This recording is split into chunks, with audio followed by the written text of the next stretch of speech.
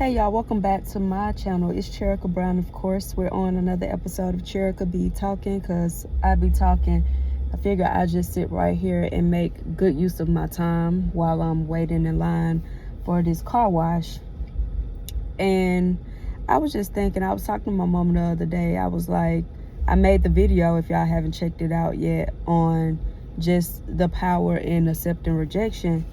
And then I was just telling my mama that I'm grateful I became like an actress younger in my life. Like I tapped into that world so young in my life, because I think it's a part of the reason why I'm able to accept rejection. Because as you know, being an actress, you get so many no's, especially before you get one yes. And it's a constant confidence booster in a sense for me, because I always knew I'm that girl. I feel like I'm that girl.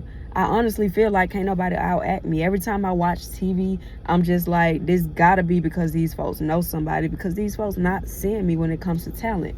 And it develops that confidence in you and that just grit in you that allows you to get through and navigate any and everything in life. And I told her, by the time that I even went to college, stuff like pledging a sorority and stuff wasn't even anything I was in the slightest bit interested in, because I had a self identity. I had a sense of self, and I knew who I was, and I didn't need like any organizations, any groups, any like sisters, paid for sisters, or anything to like validate that.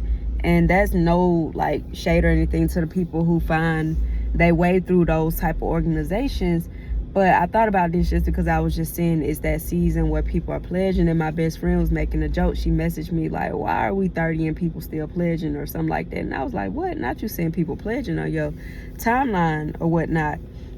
But I was telling my mama like, yeah, and my mama is like that too. She got that personality, and she was like, yeah, I never cared about that type of stuff either. So honestly, you could get it from me. And she was like, and if I'm being honest, as young as third grade is when you started experiencing that rejection, because it started with, I was a part of this program, a scholarship program, 100 Black Men of Atlanta, where they funded us like from third grade public school students all the way until we go to college. They promised to pay for our college tuition. When we got to college, they only gave us a scholarship, a piece of it. That's neither here nor there, but I'm grateful for it.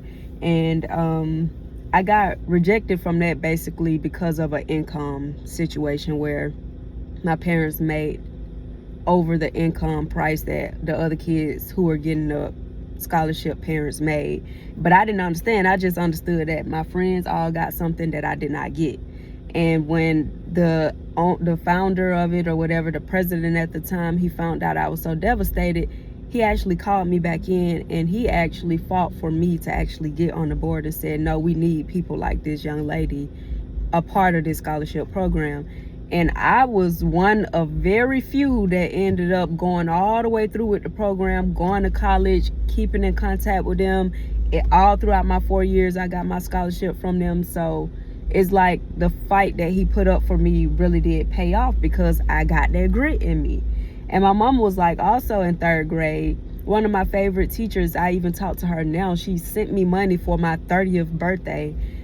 She was like, I came home and I was like, she didn't like me. Like, my teacher didn't like me.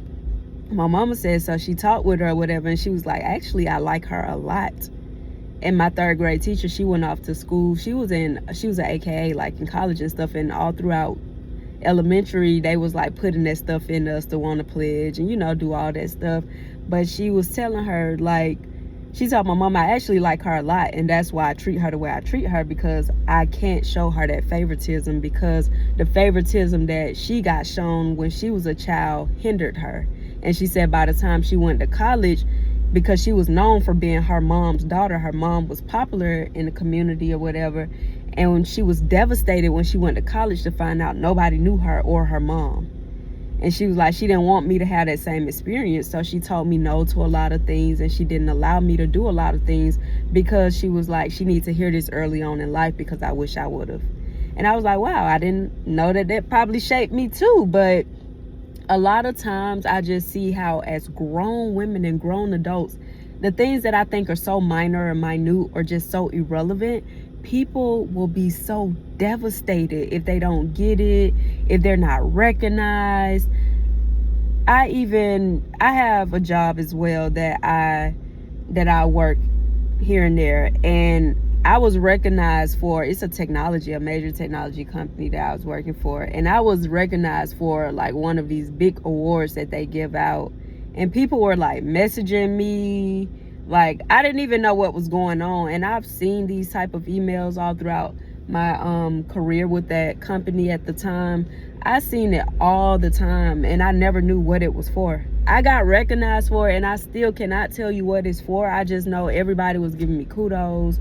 You know, you get raises, and it was just like, wow, this is something big. But I still can't tell you what the award was for, because I was just doing the best job that I can do, and I got awarded something for it, but it wasn't because I was working towards it. Like some people on that job is probably every day working towards getting an award that I got without putting effort in, and simply by being myself and just doing the job that I'm supposed to do.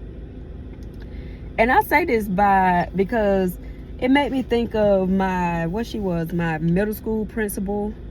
Didn't really care for her that much, but she would always say, don't sweat the small stuff, and it's all small stuff. And my grandma would say that too, and it's a popular saying in general. And I think you get through life much easier when you don't sweat the small stuff and realize everything is small stuff, just because it's not that deep, it's not that serious.